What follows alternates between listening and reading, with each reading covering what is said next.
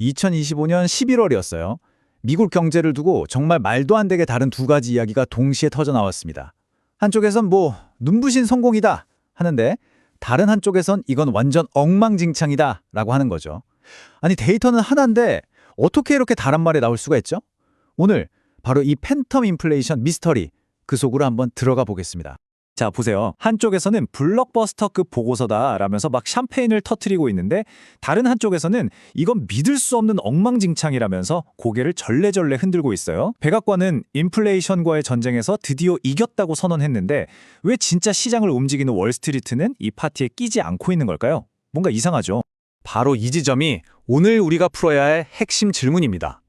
겉으로 보기엔 분명히 좋은 소식인데 왜 시장은 이렇게까지 혼란스러워할까요? 그 답은요, 데이터 그 자체를 믿을 수 없기 때문입니다. 그럼 먼저 이 극과 극으로 갈리는 두 가지 반응을 조금만 더 자세히 들여다볼게요. 정치권의 축제 분위기, 그리고 시장의 차가운 외면, 그 사이엔 도대체 어떤 간극이 있었을까요? 백악관이 승리를 외치고 환호하는 동안에 진짜 중요한 곳에서는 아주 싸늘한 침묵이 흘렀습니다. 바로 채권 시장이죠. 경제학자들마저 그냥 어깨 한번 으쓱하고는 데이터를 무시해버렸어요.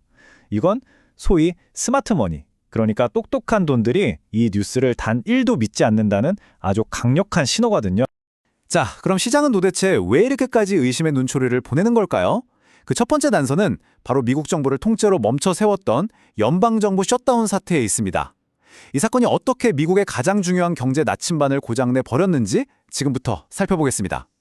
이 타임라인을 한번 보세요. 사건들이 어떻게 연쇄적으로 문제를 일으켰는지 한눈에 보입니다. 모든 것의 시작은 8월이었어요. 정부 입맛에 맞지 않는 통계를 낸다는 이유로 노동통계국, 그러니까 BLS 국장이 해임되는 초유의 사태가 벌어집니다. 실업률, 물가 상승률 같은 말 그대로 국가 경제의 건강검진표를 만드는 독립기관의 수장이 날아간 거죠. 그리고 바로 10월 정부 셧다운으로 통계국 자체가 문을 닫았고 11월 중순에야 겨우 다시 열었지만 이미 중요한 데이터를 모을 골든타임은 다 놓쳐버린 뒤였습니다. 이 상황을 비유하자면요, 딱 이거예요. 경제 전체의 신호등이 그냥 꺼져버린 겁니다.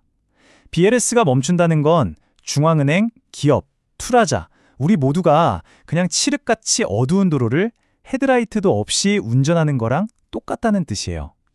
어디로 가야 할지, 속도를 내야 할지, 멈춰야 할지 아무것도 알 수 없게 되는 거죠. 이제부터는 이 데이터가 구체적으로 왜, 그리고 어떻게 잘못됐는지 그 생생한 증거들을 하나씩 까보겠습니다. 자, 한번 상상해 보세요. 1년 중에 물건값이 제일 싼 날이 언제죠? 바로 블랙 프라이데이잖아요. 근데 하필이면 바로 그때 11월 말에만 데이터를 싹 모은 겁니다. 그럼 당연히 물가가 낮게 나오겠죠. 이게 다가 아니에요. 더 황당한 건 10월 소비자 물가지수 보고서는 아예 없어요. 그냥 건너뛴 겁니다. 그럼 그 빈칸은 뭘로 채웠냐고요? 실제 측정한 게 아니라 대충 이렇지 않을까 하는 추정치로 그냥 채워 넣은 거죠. 이게 통계입니까? 거의 소설이죠, 소설. 45, 45. 이 숫자가 이번 데이터가 얼마나 엉터리인지를 보여주는 결정적인 증거입니다. 대체 이 숫자가 뭘 의미하는 걸까요?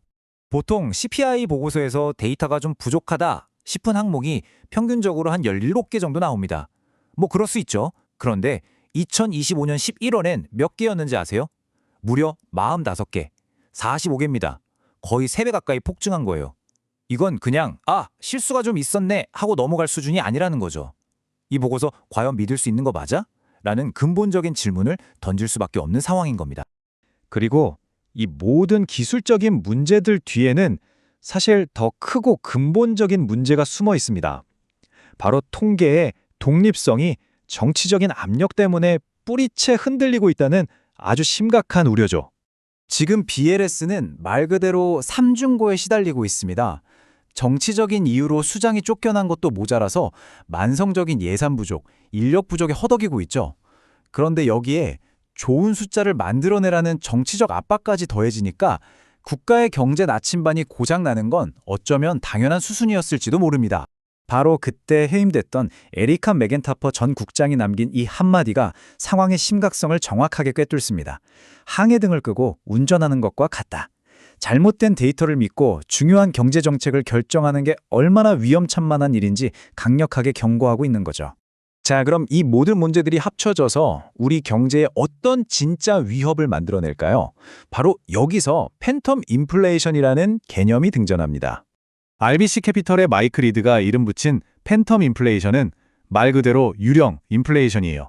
지금 당장은 물가가 잡힌 것처럼 보이지만 이건 셧다운과 블랙 프라이데이가 만들어낸 일종의 신기루일 뿐이라는 겁니다. 데이터 수집이 다시 정상으로 돌아오면 이 유령은 사라지고 숨어있던 진짜 물가가 갑자기 확 튀어오를 수 있다는 거죠. 이게 왜 그냥 통계 전문가들끼리의 논쟁으로 끝나지 않냐면요. 그 파급 효과가 어마어마하기 때문입니다. 한번 생각해 보세요. 중앙은행인 연준이 이 유령 같은 데이터를 진짜라고 믿고 섣불리 금리를 내렸다고 쳐요. 그런데 몇 달 뒤에 데이터 수집이 정상화되면서 진짜 물가가 다시 막 치솟는다면요. 백악관은 말을 바꿔야 하고 시장은 극심한 혼란에 빠지게 될 겁니다. 이건 우리 모두의 지갑에 직접적인 영향을 미치는 실질적인 위험인 거죠. 결국 우리는 아주 근본적인 질문 앞에 서게 됩니다. 국가가 발표하는 가장 기본적인 경제 데이터마저 믿을 수 없게 될 때 투자자들과 우리 시민들은 과연 무엇을 보고 판단을 내려야 할까요? 여러분의 생각은 어떠신가요?